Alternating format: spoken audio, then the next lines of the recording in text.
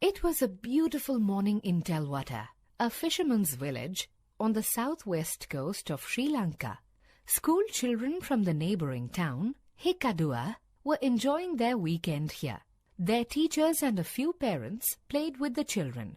"Miss, our castle looks real," Nihinsa said to her teacher, Miss Sanuthi. "Yes," the teacher smiled, dusting off sand from her clothes.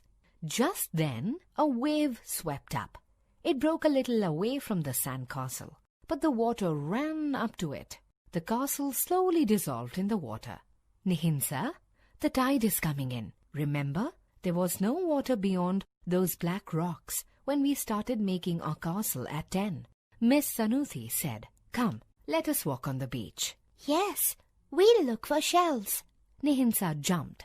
"But the castle—" "We can make one again in the evening, a little away from the water," said Miss Sanuthi, smiling.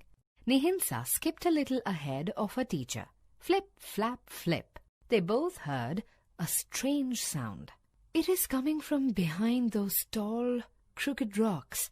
Come, let's look," the teacher said, hurrying. Nihinsa ran to keep pace. Oh dear, a little whale calf is stuck in the rocks. She must have got trapped last night when the tide went out, Miss Sanuthi said. Nihinsa knew what a whale was. This calf was as big as an elephant. The sun shone on its body. "We must save her," the teacher said, as she ran to wet her shawl in the sea. "Get help!" Nihinsa ran down the beach, waving her red scarf, shouting, "A baby whale is trapped in the rocks! Help!" The teachers gathered the children and rushed to the spot. The parents, drivers and bus conductors joined in too. A teacher shouted, "Use anything that holds water. Pour water over the whale. Wet your scarves, shirts and jackets and place them on the whale." The children fetched mugs, buckets, spare tires, bed sheets, anything they could find in the bus. They ran to the sea, filled them with water. Then they ran back to the calf and threw the water over it.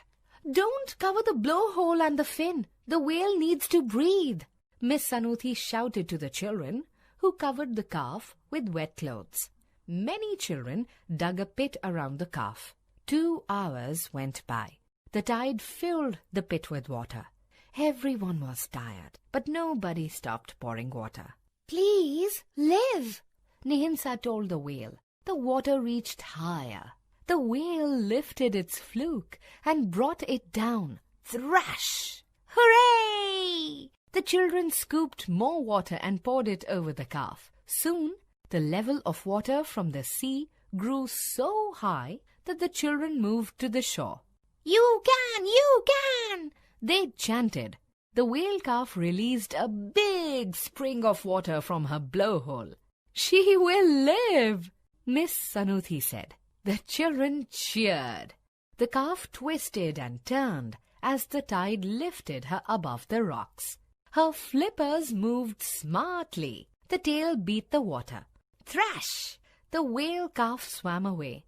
"Bye, brave calf," Nihinsa shouted.